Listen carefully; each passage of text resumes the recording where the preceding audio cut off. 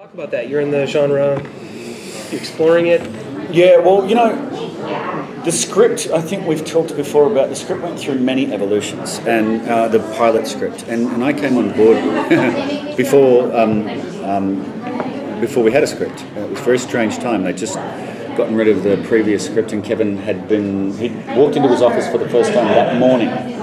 So there's no script. He said he was writing a 7-page synopsis of the pilot he wanted to make, but he hadn't written the synopsis yet. So he pitched it to me verbally over 48 minutes, and then we shook hands. So I didn't join the show based on the cast, even though they're incredible. They came later. I didn't join the show based on the script because there was no script. I certainly didn't join the show because of how nice his office was, because he hadn't moved into it yet. It was the mix. It was the meld of genre. Thanks, John. And what I loved was that what had already been written, what was already there, what you could already see, was this meld of science fiction, post-apocalyptic, and frontier western. Now, I've seen it. Cowboys and Aliens is a great example, but it's 2 movies. Half the movie's a western, and then the other half's a sci-fi. It's so hard to blend genres and blend them so that you don't know where one ends and one begins. And that's what I think, past all the bells and whistles, we do really, really well, is it's seamless. You don't go, there was a western scene, there was a science fiction scene, there was a post-apocalyptic scene. There was just a scene, and it's all blended in behind. I'm a huge fan of post-apocalyptic. I see Blade Runner as post-apocalyptic. Yeah. Mm-hmm. I see Blade Runner as, and it's probably my favourite movie, top 3. But I see it as social and economic apocalypse. But yeah, in the same way as Judge Dredd. Yeah. So do you think it works, the blending of those genres, because the real core of the show is character? Absolutely. Look, but I'm going to use the Blade Runner analogy again, okay? Because the thing is it science fiction or is it noir? Because it's a detective noir story, right? At the end of the day, and Star Wars comes into this too. At the end of the day, great science fiction or great genre, full stop, is where it gives you the colour palette. The genre gives you the colour palette, but you're following the characters, so that the genre is incidental to the characters, but vital to the story. You're always hooked by character. Character is everything. We're human beings. I don't know if you've noticed, but I was told this years ago and I found out it's true. Human beings are incapable of giving each other information without contextualizing it within a narrative. What I mean by that is, we don't. If somebody says, "What's it like outside?" you say it's as hot as hell, hot as Hades, or you say it's raining cats and dogs, or it's all the story. We can't actually give each other information without putting it into a narrative. So when we look at our stories, the thing that hooks us emotionally is character. Always. Always. Everything else, secondary to character. So you came in with no script? No script. Based on the 48-minute... Pitch by Kevin. The longest elevator pitch in the history of the world. Pretty cool pitch, yeah. I gotta tell you. And so when you actually started getting in and filming everything, what was the biggest surprise in terms of where things sort of went from where you thought they were going to go? Yeah, it's a good question. I think the complexity of what I loved about the show in terms of character were the dynamics. The characters were all up for grabs before that script was written. But it was the dynamics. It was the dynamics were so strong, and not just strong. But I've seen shows where there's great dynamics, but they're spent in a season. They don't have legs. I call it legs. You can't keep them moving. What I saw instantly with the characters in this town were that they had legs. These guys could continue feuding and fighting and changing alliances for years, and that's rare. And they were real. So even though the tars are all white and they have purple eyes and white hair and they take a lot of baths, the scraps they have and the dynamics and the power plays are incredibly real. I can identify with them. That's what you look for. That's like the holy grail. So for me, that was the big thing about. Now I knew those dynamics existed, but I had no idea the characters that everybody was going to create. So what Tony and Jamie and Jesse were going to look like, we hadn't seen. So when we started to see them, it was like incredible. And then you start to see the performances. The McCauley family, and bringing Graham in, and that's such a different energy to say Jamie and Tony. So what you haven't seen yet is what the actors had. And that was amazing. Plus, with us, costume, special effects, and makeup and hair and prosthetic are all huge. In genre, they're massive. They influence things greatly.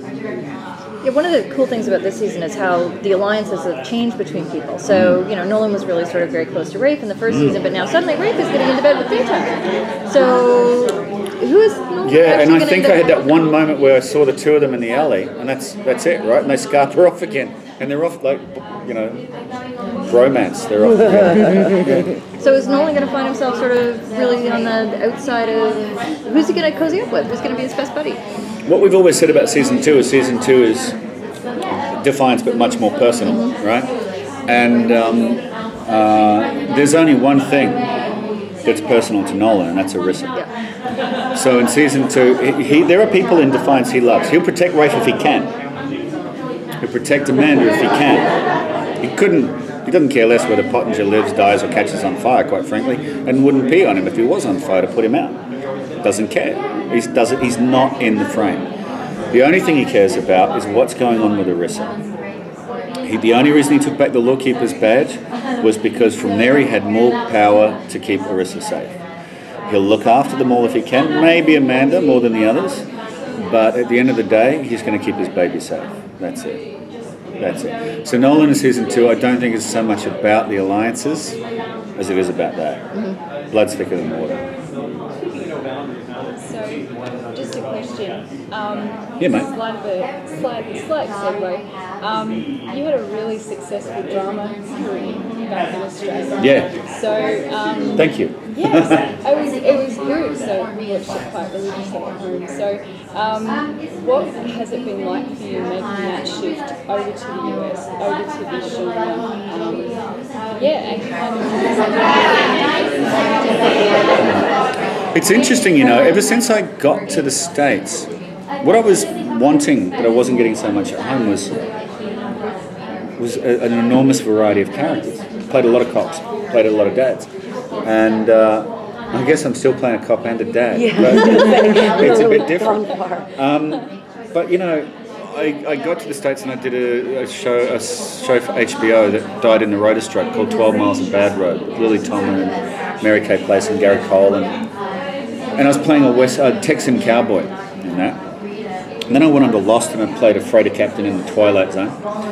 And then I went on to Ugly Betty and played a CFO of a publishing empire in New York. And then I went on to True Blood and played a meth-effective, addicted tweaker biker from Louisiana. And then from there I went on to this. I'm a lawman in a post-apocalyptic future. Variety role. I miss home. And I come home whenever I can. I just went back and did a bit on Gallipoli. Yeah, and I was really, really happy to do it because I don't know if you guys know, but this is a story that's very close to our heart. It defined our nations, Australia and New Zealand. And I'm half Australian, half New Zealander. So I went back and I did we're retelling it for next year because it's the 100th year anniversary. And I went back and I did the Australian production of Gallipoli playing the New Zealand hero of Gallipoli. So I still get to straddle the fence. But yeah, so I get home whenever I can, and I get home to work whenever I can. But it gets harder and harder, and it's strange. What I miss about home is relationships I've had for 25 years, and the way it's so much less political. I walk on deck. The last movie I shot in Australia, I walked on deck, and the director of photography, the cinematographer, first words out of his mouth were, "Well, I hope you don't think you're special because you've been over there." And my reply was, "You just concentrate on keeping focus, you find it hard enough as it is." And then we started shooting. Because there's no rank. We don't have rank. So I miss that. I miss sitting on the dolly talking to the boys and the girls, but at the same time, I try and bring a bit of that over here. Here, it's just so much opportunity. And everything I got to do in Australia, laid the groundwork, like all of us, everybody who's left home and come over here and had success, it's the work that we've done at home that's laid that groundwork. There's no money in being an actor in Australia. And there's no fame, really, because nobody cares. So you can't do it for money and you can't do it for fame. So you do it because you can't do anything else. You literally want to act more than you want to buy a house and be able to support a family. Well, eventually I had kids, so I needed to support them.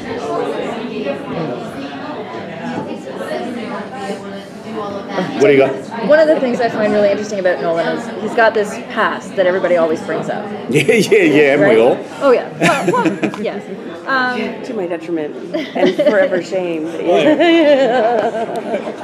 Embrace it. Yeah. But he's focused on Arissa, as you said, but he's also really concerned when he comes back to Defiance about the kid that he shot.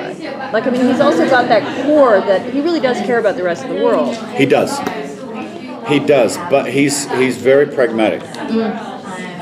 And he has a great way. I was dating a girl once. It was interesting. We had a friend. I think it was her friend. Was a therapist, like a counsellor. Anyway, we were all at dinner, and this counsellor friend was talking about how we have circles of relationships in our lives, and I was like, "What are you talking about?" She said, "Well, both you draw concentric circles on the table, and then you put the people closest to you on the inside, and then fill in on the way out." And the girl I was seeing at the time, she put everybody in a circle. She couldn't choose. Everybody was. Her was most important. Everybody was super close. Right? Now I was the opposite. I was like brother, mother, father, and then no one in 8 circles, and then like an outer ring of Saturn. So we all do that differently. Now, and what I think one of the things that Nolan has as a character, as an individual, that constantly intrigues me with him, he's incredibly clean at that. He is actually really clean at that. He knows where everybody stands to him. He also knows that it's just to him. He knows intrinsically, like naturally, that nobody is actually out there in the world more or less important. But he knows where he stands in relation to them. Very, very like a natural talent he has. So he's clear on that. Yeah, he cares about people, but that doesn't mean anything. End of the day. I saw a movie you did called Swelter recently. Yeah. And it's not getting any press, and it should be. I know. It's pretty good. Thank you. You and Van Damme are fantastic. Mate, there's nothing better in the world than working with Jean-Claude. I love man. that so much. He's a I'm sweetie. going to just throw that in there, because he's got this coming up. Yeah. Talk about working with Van Damme. I mean, he scales way back. He's not doing the action. Everybody else is kind of doing the action. I know, it was hilarious, because Jean-Claude was... I was punching people in the head, and Jean-Claude was doing the monologue. Yeah. And I was like, JCVD, you want to swap sides? And he's like, no, I've done that. He's lovely, mate. He was a treat. And there was this one speech he was doing. We were both camped out. I think we were at the front of the car outside the jail. No, we were scoping out the town. And he did this monologue. And I'll never forget, I was kind of like, that was like amazing. Like absolutely beautiful work. He did some incredible work. He's a very, very... obviously highly experienced dude. He's done the whole Hollywood thing from beginning to end and then back again, which is a really interesting perspective to hear. And he suited up and showed up and did his absolute best every day, and was incredibly concerned that he give the best performance he could. So he couldn't be more impressed with JCVD. Did you shoot that after season 1 of Defiance? Yeah, in between. Yeah. And it was like way out in the middle of nowhere. Vegas, or like way out in the It was set out the back of Reno, but we actually shot outside of LA. Plenty of desert outside of LA. Everything looks like Southern California. It's funny, yeah, we shot in this little town outside Piru, outside of LA. And everybody shoots in Piru now. He plays the bad guy, one of the bad guys. Yeah, I did, yeah. And Lenny James played the good guy. He played the sheriff. It was lovely to be the bad guy. So good. I was like the bad guy. And it was so nice. I looked at his bags and I thought, better you than me, buddy. I don't have to do that this time.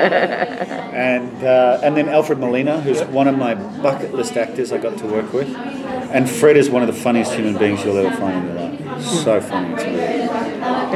Do you see for Nolan, it seems like he's going to reach a crossroads at some point where he either has to actually commit and put down serious roots in Defiance, or sort of cut bait. And do you think I think he cut bait at the end of season 1. Yeah.